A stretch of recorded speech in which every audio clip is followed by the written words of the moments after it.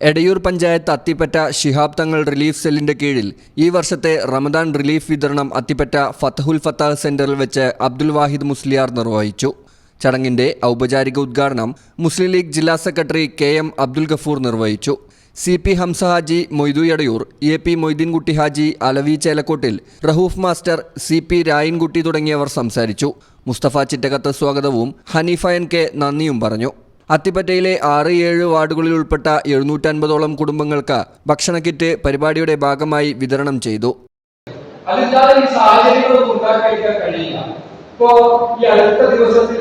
നമ്മുടെ പങ്കുവെച്ച ഒരു ഫേസ്ബുക്ക് പോസ്റ്റ് നിങ്ങൾ വായിച്ചാൽ മനസ്സിലാവും.